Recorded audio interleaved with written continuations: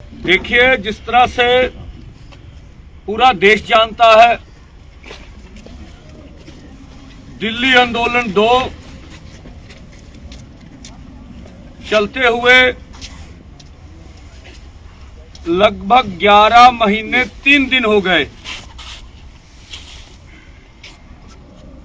और डल्लेवाल जी का अमर अनशन आज 53वें दिन में पहुंच गया, 52वें दिन में सॉरी।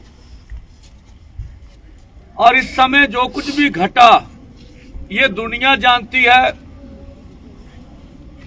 शंभू हो या खनौरी हो या रतनपुरा हो, वहां पर केंद्र की मोदी सरकार ने दीवारें निकालकर ये बड़े हाईवे बंद कर रखे हैं और ये पंजाब अथवा हरियाणा की आर्थिकता को चोट पहुंचा रहे हैं।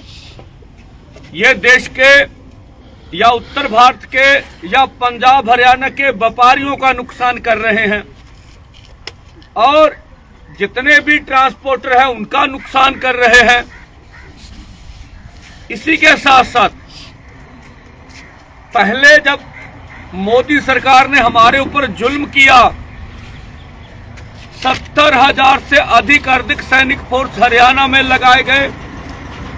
किसी भी किसान आंदोलन के ऊपर पहली बार हमने अर्धसैनिक फोर्सों का इस्तेमाल होते हुए नजर आया। इसी के साथ साथ 433 पहले आंदोलन में जख्मी हो गए। शहीद सुखकर्ण सिंह जी शहीद हुए और जब दूसरी बार हमने 16 और 18 को आंदोलन को तेज करते हुए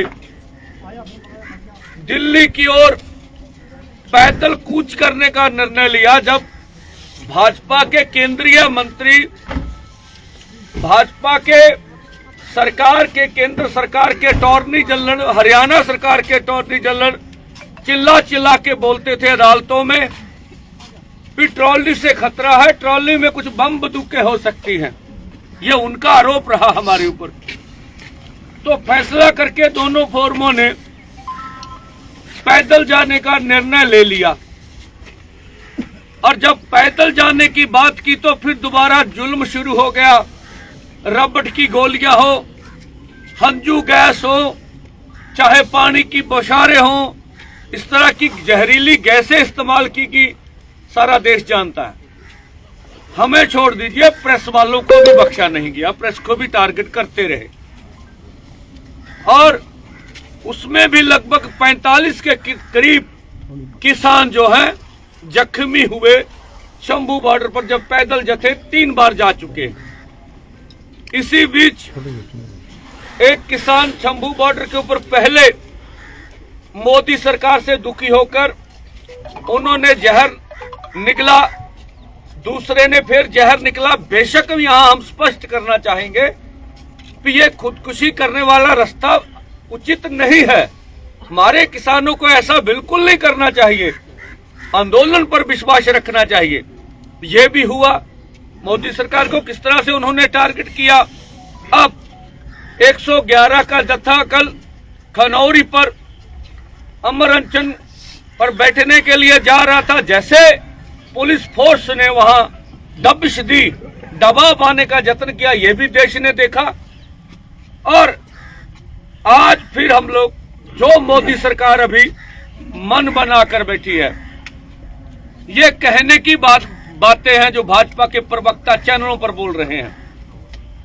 हम वार्ता के लिए तैयार हैं, हम बातचीत के तैयार हैं, हम लोग बातचीत करना चाहते हैं।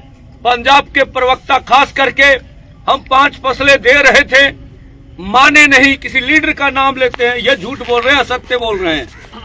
कौन सी 5 फसलें? क्यों देश को गुमराह करते हो? आप कॉन्ट्रैक्ट फार्मिंग बोल के गए थे, पीयूष गोयल जी का बयान है। तो कभी भी दोनों फॉर्मों कॉन्ट्रैक्ट फार्मिंग का कभी भी समझौता नहीं करेंगे। ये देश हित में, किसान मजदूर के हित में नहीं है जो बोला जा रहा है। और जो हमने देखा था, जो केंद्र के मंत्री जो बोल रहे थे, आपने जब प्रेस ने बोला कि आप वार्ता करोगे, तो बोला भी हरियाणा का फीडबैक नहीं देखा आपने। तो हमें तो बहुत, किसान तो हमारे से खुश है। तो ये इलेक्शन जीत लेने की जो बात है, ये भाजपा के ऊपर भारी पड़ रही है। उनका ये मानना भी हमें और कुछ नहीं, हम तो इलेक्शन जीत रहे हैं। इसके बारे में सब हमारा निर्णय है दोनों फोरमों का। इलेक्शन कौन जीते कौन हारे ये हमारा विषय नहीं है। इलेक्शन भारत में मुद्दों पे आधारित नहीं होते हैं। यहां धन बल, बाहुबल और इसी के साथ साथ एक परसेप्शन बनाकर इलेक्शन जीते जाते हैं। और जहां कल संघ के मुखिया बोल रहे थे कि 1947 में राजनीतिक आजादी आई, अगर आप अपने देश के वासियों को जो 140 करोड़ हैं उनकी आर्थिक विकास को पीछे रखकर, उनके मौलिक अधिकारों को पीछे रखकर इस राजनीति पर टिकेंगे भी हर मस्जिद के नीचे आपको शिवलिंग नजर आए, आप हिंदू मुसलमान की राजनीति के नाम पर देश में इलेक्शन जीतकर ये बोलेंगे देश पूरा खुश है, तो ये भारत इस तरह का मुल्क नहीं रहा। यहाँ सभी धर्म मिलजुल के रहते रहे, बड़ा सौहार्दपूर्ण माहौल रहा है। और आज जो दोनों फोरमों ने फैसला किया है कि 21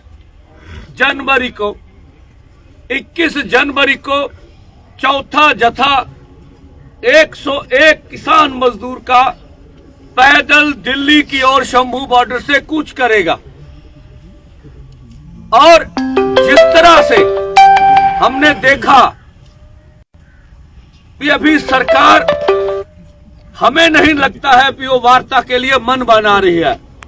और दोनों फोरमों का निर्णय था इस आंदोलन को हम और तेज करेंगे, तेज से तेज करेंगे।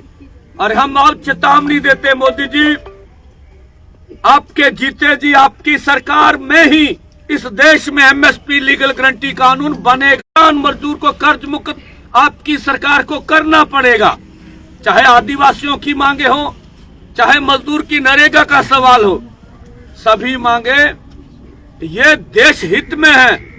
अगर मोदी सरकार इसे ये कहती है भी भारत में कोई लोकतंत्र है, तो पंजाब बंद देख लीजिए, 3 करोड़ पंजाबियों ने क्या संदेश दिया आपको।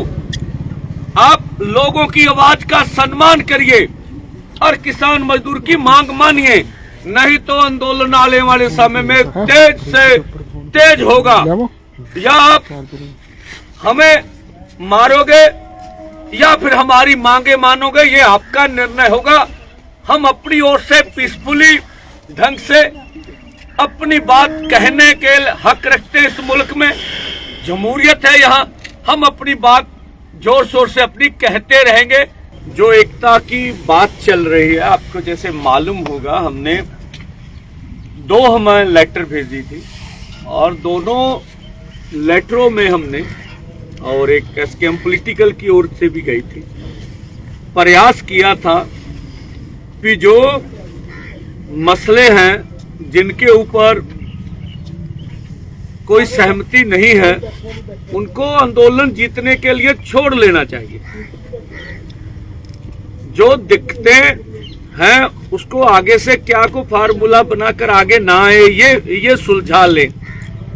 और जो हमने 2 लेटर भेजी थी उसी टाइप का लेटर जो एसकेएम की ओर से आया, तो 9 में मौका में हुआ था कि जो अभी पिछली बातें उनको छोड़ लेना चाहिए, जिसके ऊपर पहले आपत्ति वो हमने वही लिखा था। तो अच्छी बात थी, अच्छी है, उसका दोनों फोरमों ने स्वागत किया।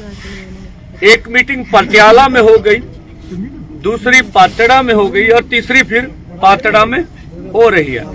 और यो एकता का प्रयास चल रहा है। जहां तक मेरी व्यक्तिगत जो समझ है, और ये एकता होगी, ये क्योंकि देश के सारे किसान मजदूर चाह रहे हैं, सारे पंजाबी चाह रहे हैं। लोग तो इकट्ठा हो गए, लोगों ने आंदोलन भी बहुत बड़ा कर दिया, लोक लहर बन गई, लेकिन वो सभी नेताओं को इकट्ठा होना देख रहे हैं, क्योंकि भाजपा इस बात को लेकर लगातार आंदोलन में फूट डालने की कोशिश करती रहती है।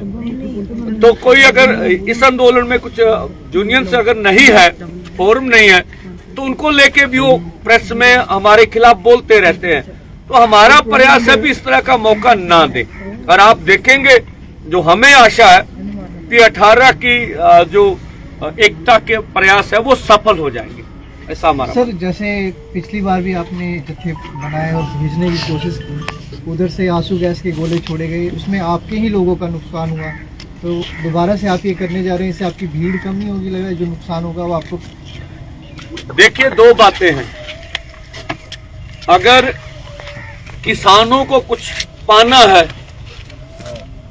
तो अगर वो ये समझे कि बगैर किसी